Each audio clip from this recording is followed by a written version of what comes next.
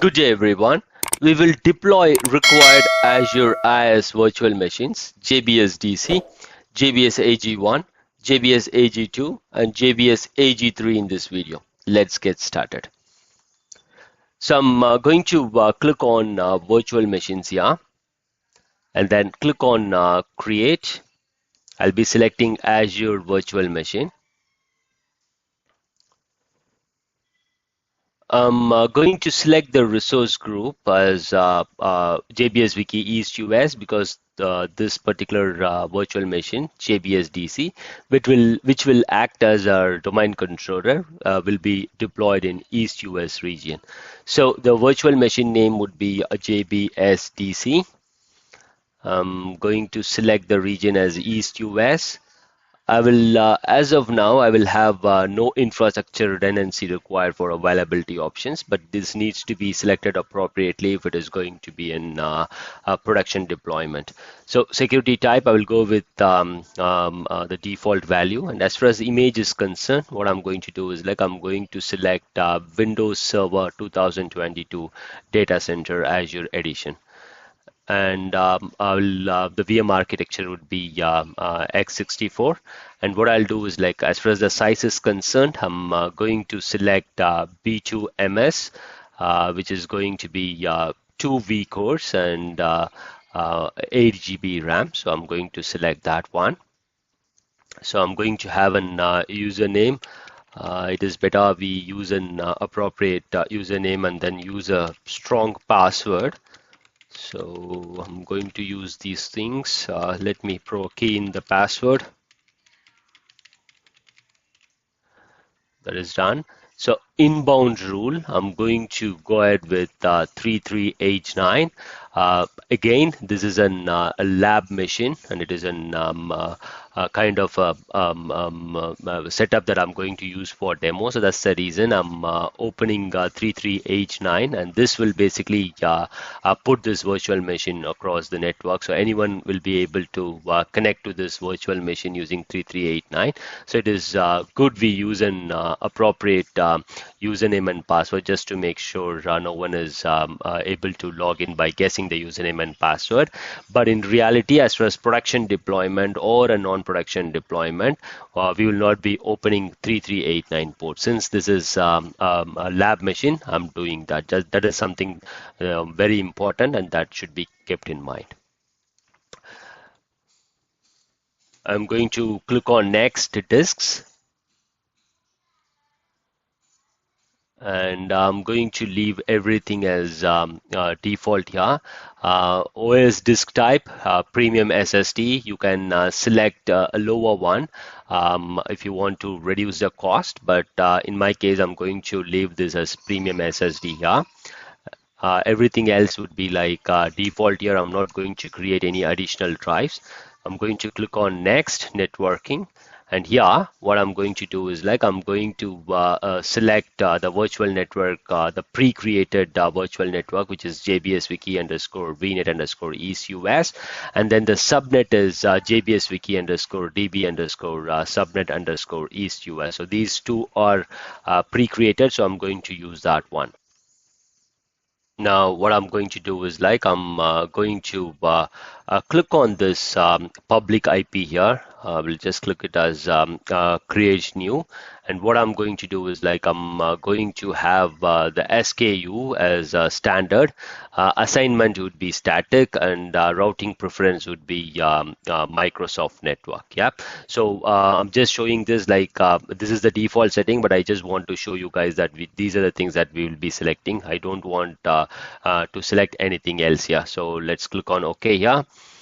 And what I'll do is a network security group, I will select as none. So if you look at it, look at this message here, all ports on this virtual machine may be exposed to public network. This is a security risk. Use a network security group to limit public access to specific ports. You can also select a subnet that already has network security group. So it is basically telling it is good that we select a network security group. So what I'll do is I will click on basic, And then here I'm going to allow just 3389 so that I will be able to RDP to this particular machine after I have created the virtual machine. So what I'm going to do is like I'm not going to allow any other virtual machines, for example, JBSAG1, JBSAG2 and JBSAG3. I will not be opening 3389 for those servers. What I'll do is like instead of opening too many sessions, I will be connecting to this domain controller, and from this domain controller, I'll be connecting to these individual servers, individual database servers. Yep.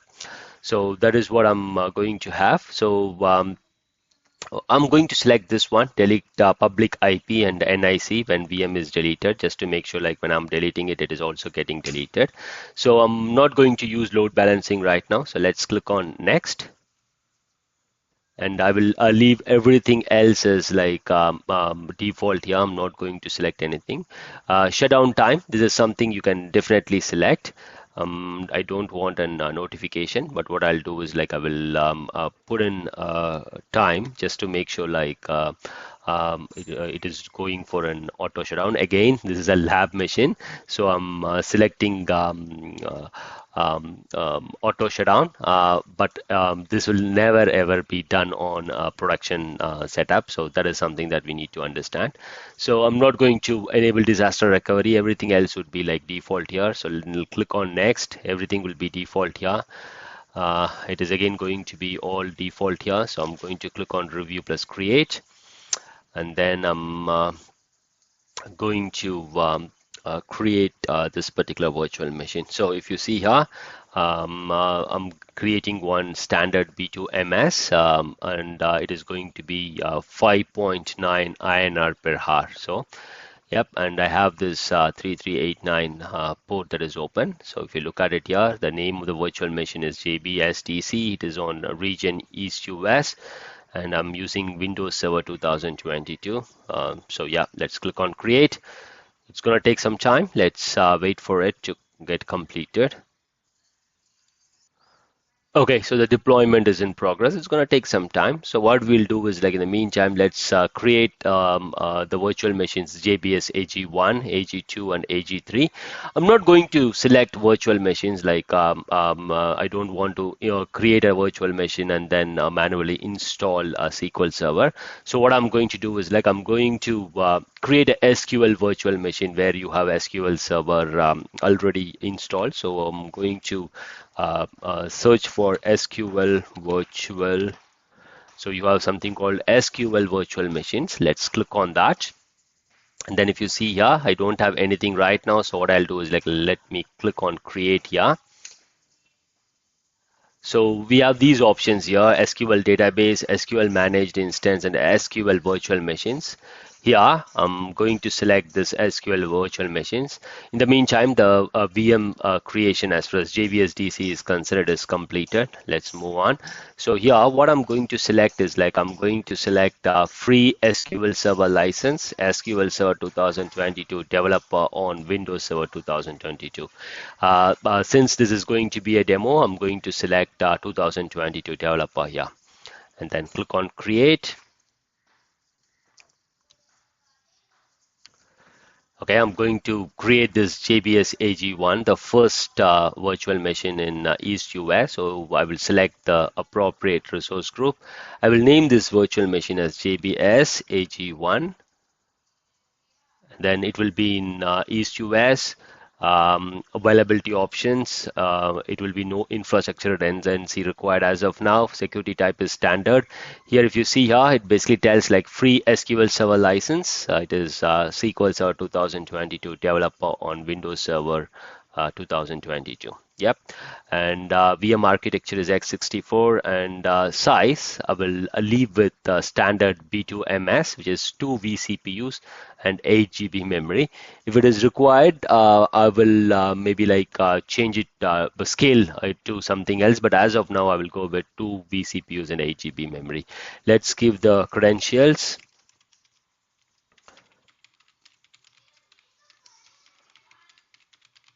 So what we'll do is like once these virtual machines are created, we will create the domain controller and then join all these virtual machines to that.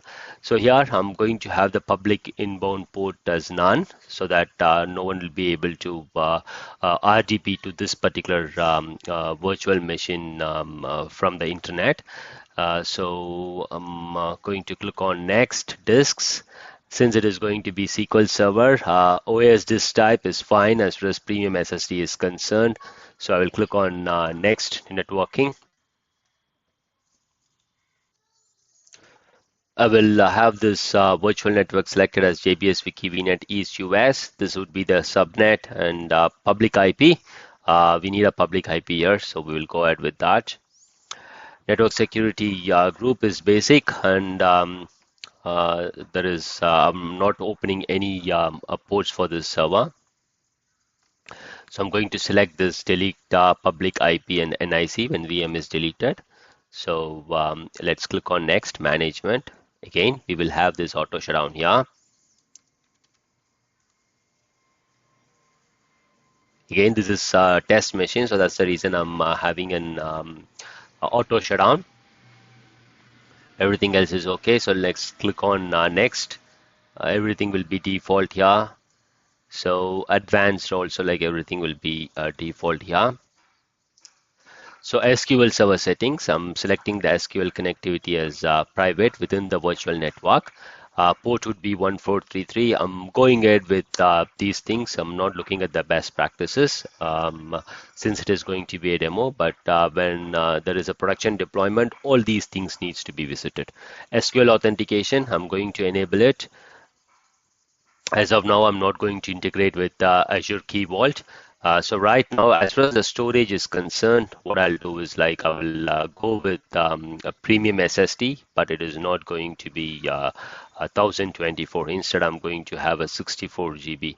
Maybe like I will have a 32 GB premium SSD, and then I will select this one, set system databases except TempDB location to newly created data storage. I'm going to select this. So as far as the log storage is concerned, what I'm going to do is like I'm going to share that one too. So I'm going to share that with the data drive, and also TempDB. What I'm going to do is like I'm going to use the local SSD drive, which is like volatile. When you restart your virtual machine, everything on that particular drive moves off. So I will go ahead with that one. Since I have two files now, I will go ahead with TempDB as two files. And then initial size, what I'll do is like I will put it as 1024. And then auto growth of 64 should be fine for me. So to look at it further, I'm just going to have two drives, maybe three drives. C drive is your operating system drive. D drive is your temporary drive where I will have my TempDB, and F drive is basically going to contain my MDF and the LDF files on that particular drive. Again, this is a demo machine. I don't want to spend too much money. That's the reason I'm selecting one drive. But in reality, it is always good for you to have one drive for MDF and one drive for LDF. Again, if you have that for one database, for example, if you have two drives, then you can have four drives, wherein the first database will have its own drive for MDF, LDF, and the second database should have its own drive for MDF and LDF. That way, the performance will be very, very good. But since this is demo, I'm going to use F drive for both MDF and LDF file. Yep. So let's click on OK here. So instance settings, max stop is 0. That's fine. SQL Server memory settings, it is set to like unlimited. So what I'll do is like I will change that particular value here at least. So what I'm going to do is like I'm going to have at least 5 GB here. So what I'll do is like I will give 5100. This is an MB. Optimize for ad hoc workload. I'm going to enable that. Lock pages in memory. I'm going to enable that. Instant file initialization. I'm going to enable that. So click on OK. So these things are selected. Collation is fine. The default collation is okay for me. Since I've selected developer edition, the SQL license stuff is like disabled here. So automated patching, I'm leaving it to the default, but on a production environment, I would suggest like you can disable it and do it manually or enable it as appropriate.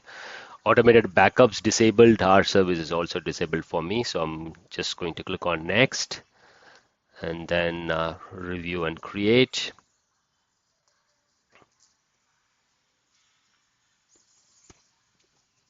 I will check the settings once. So it is deployed in resource group East US and virtual machine name is JBSAG1. Region is East US and everything else looks okay. So I'm going to click on, let's look at the disk once. Yep. So it is 32 GB, so 120 IOPS, 25 MB per second. Okay, so if you look at it, data and log both are sharing F drive. So let's click on create. Okay, so the deployment is happening. So now what I'll do is like I will go back to SQL virtual machine and then create my second virtual machine. So click on SQL virtual machine and then click on create. I will create the second one. I'm going to select the same thing, free SQL Server license, SQL Server 2022, this one. Going to click on create here. Resource group again is going to be East US. Virtual machine name would be JBSAG2. Region would be East US. Everything else same as the previous one.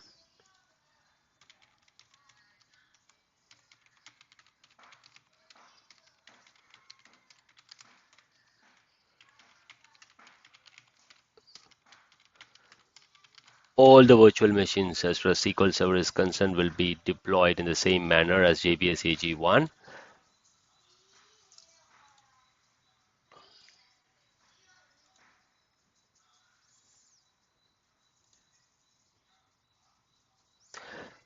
Virtual network, I'm selecting the East US. Going to select this one. Or next, management.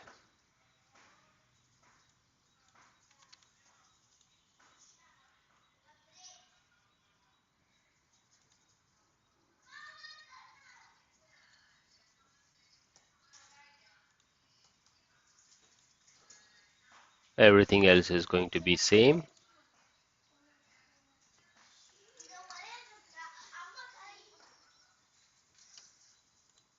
It's going to be 32 GB.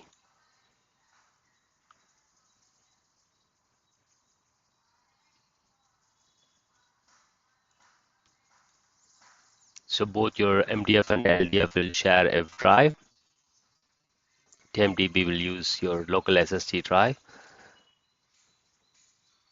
Initial size, I'm going to change it to 1024.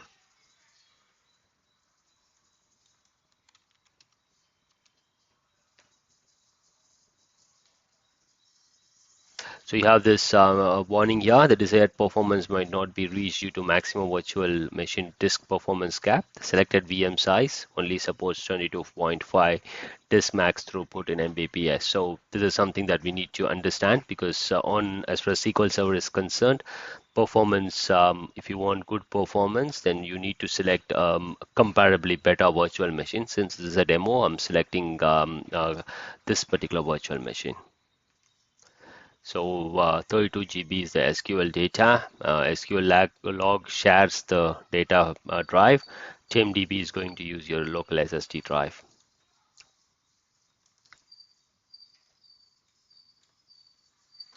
I'm okay with a max drop of 0. I'm going to enable optimize for ad hoc workload, instant file initialization, and then log pages in memory. Click on review plus create. Let's review it just once before creating it. So JBSAG2 is a virtual machine. Region is East US. B2MS is selected. And Then as far as the disk is concerned, the log and your data, that is your MDF and LDF, is going to utilize your F drive. So let's click on create.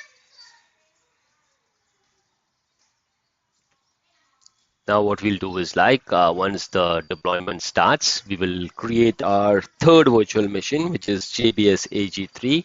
The only difference would be that this particular virtual machine will be placed in Korea Central region. So let's click on home, go to the SQL virtual machine. Let's click on create here and then go to this one. And then we select this SQL Server 2022. And then I'm going to select the resource group as Korea Central. Virtual machine would be JBSAG3. So the region is Korea Central. Everything else stays the same. I'm going to use 2 vCPUs and 8 GB just as my previous 2 database servers. Let's key in the username and password.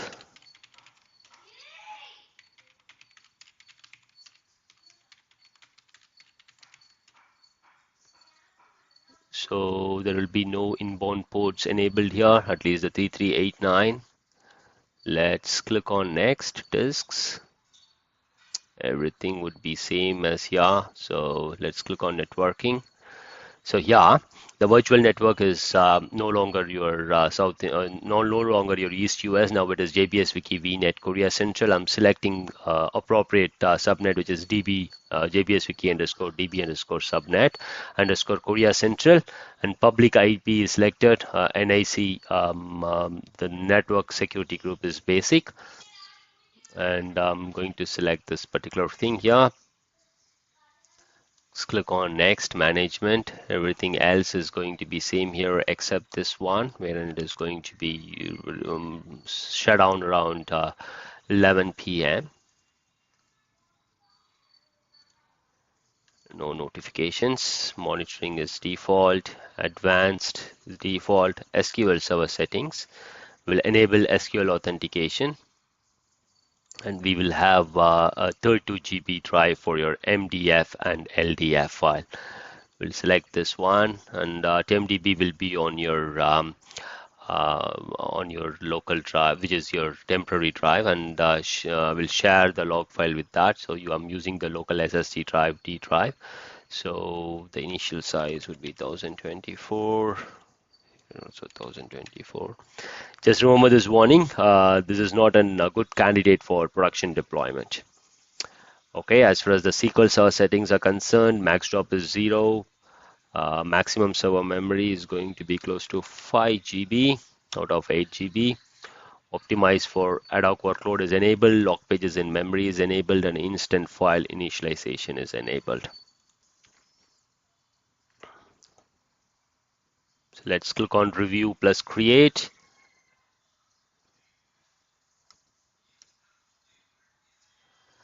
Okay, let's review it once. JBSAG3 is the virtual machine name.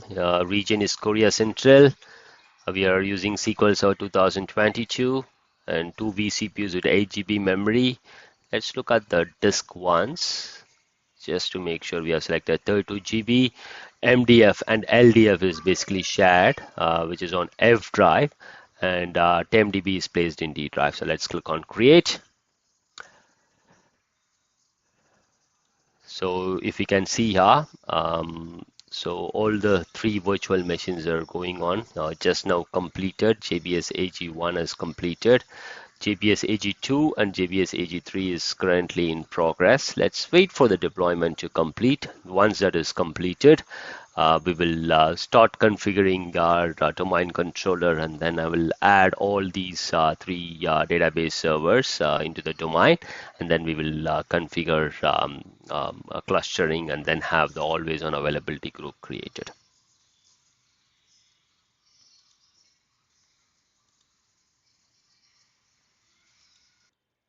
Okay, so the deployment is completed. So all the virtual machines that we have deployed is done now. So what I'll do is I will go back to home and then click on virtual machines. We are able to see 4 virtual machines here: JBSDC, JBSAG1, JBSAG2, and JBSAG3. Now let's go back to home and click on SQL virtual machines. and we can see that we have three SQL virtual machines because JBSAG1 is just a virtual machine.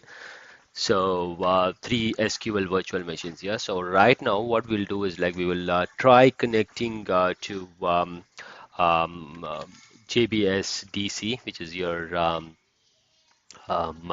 domain, which will be your domain controller. So let's go back to that and then click on virtual machines and then click on JBSDC and then yeah, let's copy this public IP address here and then let's do a RDP to this particular public IP. Okay, so this is the public IP that I've copied for JBSDC. Let's connect to it.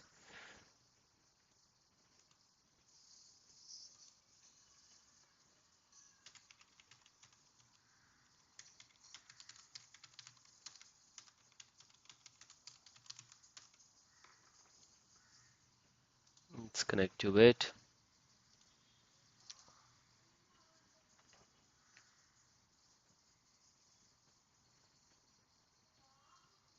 Yep, we are able to connect to JBSDC. So what we'll do now is like we will configure domain controller and then add the three database server to the domain, and then we will perform on other things. That's it for this video. Thanks for watching. Have a great day. Jai Hind.